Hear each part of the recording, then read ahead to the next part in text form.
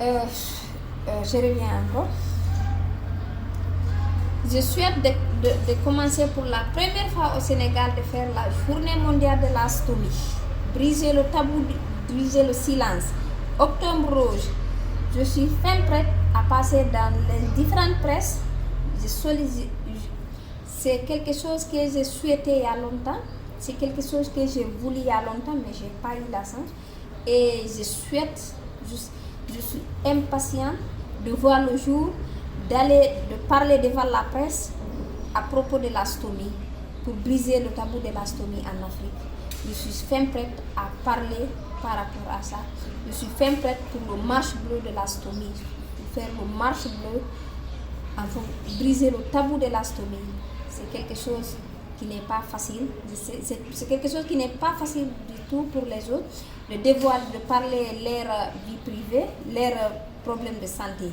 Parce que si toutefois que ce n'était pas facile, c'était possible pour eux, on aurait dit avoir beaucoup de personnes stomisées il y a longtemps, parce qu'il y a beaucoup qui ont vécu plus de 12 ans, 15 ans avec leur stomie.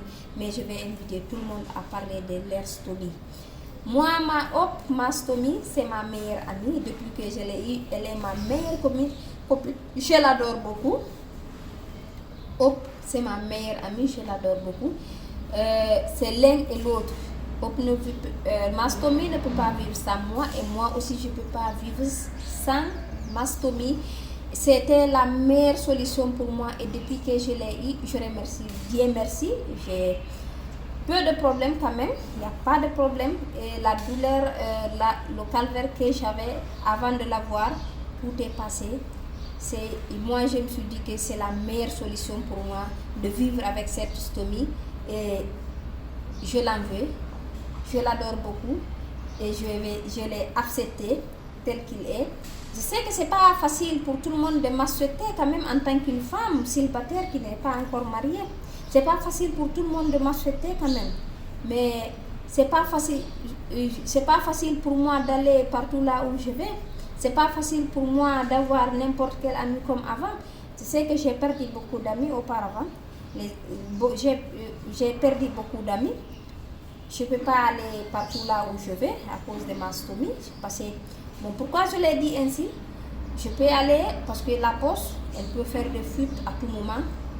Elle peut sortir sans que tu rencontres. Et la poste peut faire des fuites sans qu'on rencontre. Et c'est ce qui m'invite à beaucoup me réserver par rapport à beaucoup de lieux publics, par rapport à beaucoup de différents lieux, dans les différents lieux. Mais je l'accepte, et j'invite à tout le monde de l'accepter aussi. C'est la meilleure solution pour nous, et de briser le tabou de la stomie, c'est quelque chose vraiment qui nécessite. C'est quelque chose qui nécessite, et on va y arriver, Inch'Allah, Dieu est grand, et on va y arriver. Parce que si toutefois, comme me disait le jour là arrivé pour moi, j'allais nier cette question. Mais tout ce que dans la vie, je me suis dit, dans la vie, nul ne peut échapper à la volonté de Dieu, et tout ce que Dieu fait est bon. Acceptez-le comme je l'ai accepté. Une fois encore, j'invite tout le monde à l'accepter comme je l'ai accepté.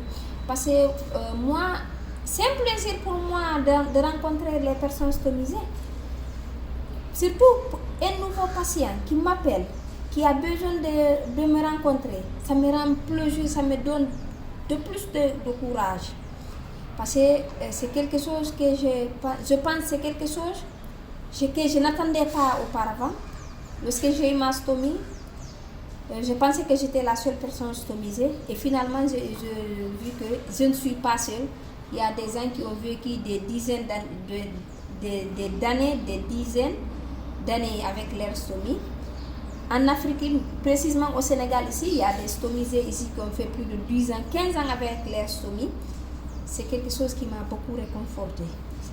Mais la seule chose que je veux encore, c'est les patients là, de briser leur stomie, de briser le tabou, de briser le silence de la stomie. C'est quelque chose qui nécessite beaucoup. C'est quelque chose qui nécessite beaucoup. Avant, je ne vais pas oublier, à chaque fois, Sarlène, c'était la vidéo de Sarlène, là où elle a dévoilé, elle a expliqué son parcours.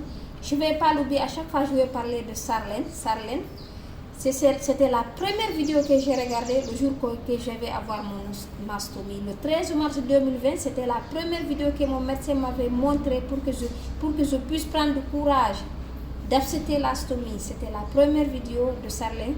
C'est lorsque j'ai vu la vidéo de Sarlène, c'est ce qui m'a beaucoup encouragé aussi d'accepter l'astomie.